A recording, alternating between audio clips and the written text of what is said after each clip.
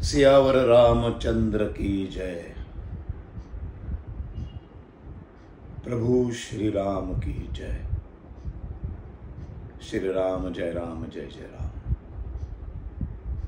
फक्त अयोध्या नाही, फक्त हिंदुस्थान नाही, संपूर्ण जग आज राममय झालंय। कालपर्यंत मला जर कोणी विचारलं असतं की म्हणजे मला विचारायची लोक मुलाखतींमध्ये, तुमचा सर्वात आवडता दिवस कुठला किंवा तुमच्या आयुष्यातला सर्वात आनंदाचा क्षण कुठला, तर थोडा वेळ विचार करावा लागायचा। कधी कधी एखादा मोठा पुरस्कार मिळालाय तो आनंदाचा क्षण आहे का, किंवा कधी कधी मी एवढ्या मोठ्या आजारपणातून बाहेर आलो, बरा झालो, तो आनंदाचा क्षण होता का। पण आज या प्रश्नाचं कायमचं उत्तर मिळालंय। आता जर मला कोणी विचारलं की तुझ्या आयुष्यातला आनंदाचा क्षण कुठला, तर मी सांगणार अयोध्येमध्ये 22 जानेवारी 2024ला ज्या वेळेला प्रभू श्रीरामाच्या मूर्तीची प्राणप्रतिष्ठा झाली, 500 वर्षांचा संघर्ष संपला, हजारो पिढ्या खपल्यात प्रभू रामाच्या मंदिरासाठी, हजारो कारसेवकांनी आपलं बलिदान केलंय। काय नाही केलं, विश्व हिंदू परिषद, राष्ट्रीय स्वयंसेवक संघ, सगळ्यांनी, प्रत्येकाने ज्याच्या मनामध्ये राम आहे, हा देश रामाचा आहे। आजही जगामध्ये सर्वोत्तम राज्य कसं असावं तर एकमेव उदाहरण आहे, ते म्हणजे प्रभू श्रीरामाचं रामराज्य। आणि श्रीरामाचा आदर्श ठेवून छत्रपती शिवाजी महाराजांनी जे उभं केलं ते स्वराज्य। ह्या प्रभू श्रीरामाची आज प्राणप्रतिष्ठा झाली। आयुष्यातला अत्यंत आनंदाचा क्षण, सगळं आठवून गेलं, सगळं आठवून गेलं। बाबरी मशीद पाडल्याचा तो दिवस, ती सगळी चित्र गेले काही दिवस पुन्हा पुन्हा सोशल मीडियावरती, टीव्ही चॅनलवरती दाखवली जात आहेत। अत्यंत आनंदाचा क्षण। काही थर्ड क्लास पुरोगामी सोशलिस्ट आणि जी काही माणसं म्हणतात की एक मशीद पाडून तिथे हे उभं केलं। अरे मुळात मशीद कशी उभी राहिली 500 वर्षांपूर्वी? रामाचं मंदिर पाडून मशीद उभी राहिली ना,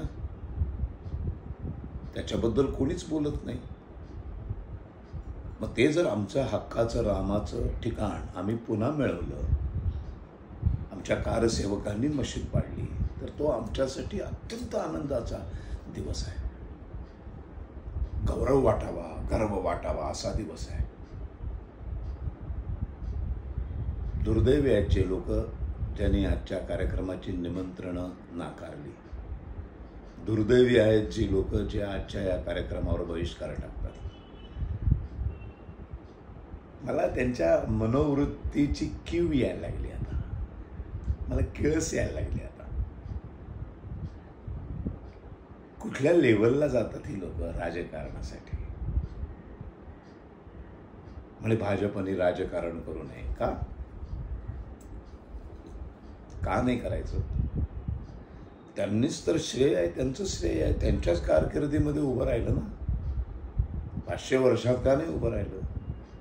देशाला स्वातंत्र्य मिळून एवढी वर्ष झाली, का नाही उभं राहिलं? काय काय घडलं त्या अयोध्येमध्ये?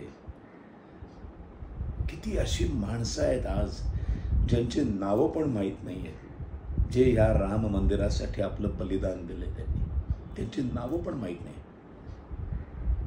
त्या प्रत्येक आत्म्याला आज मनशांती मिळाली असेल, त्या प्रत्येक रामभक्ताचं मन शांत झालं असेल।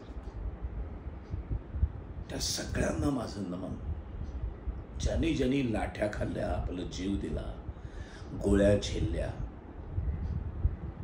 न्यायालयीन लढाया लढल्या, काहीच नाही तर नुसताच घरात बसून ज्यांनी रामाचा जप केला आणि मनापासून आयुष्यभर प्रार्थना केली की रामाला पुन्हा त्याचं हक्काचं घर मिळू दे, जिथे त्याचा जन्म झाला ते अयोध्येमधलं राम मंदिर पुन्हा उभं राहू दे, हे नुसतं दुबळ्यातल्या दुबळ्या माणसाने घरामध्ये बसून प्रार्थना जरी केली असेल ना, तर त्या बलिदान दिलेल्यापासून ते प्रार्थना करणाऱ्यापर्यंत प्रत्येकाचं हे श्रेय आहे.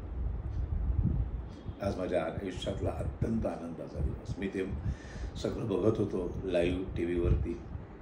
ढसा डोळ्यातनं पाणी येत होतं आणि मनामध्ये एकच जयघोष चालला होता, श्रीराम जय राम जय जय राम, श्रीराम जय राम जय जय राम. सर्व भारतीयांना, सर्व हिंदूंना, जगातल्या प्रत्येकाला ज्याला रामाचं महत्त्व कळलेलं आहे. आपण म्हणतो बघा की आयुष्यात काही राम नाही, तो राम नेमकं काय आहे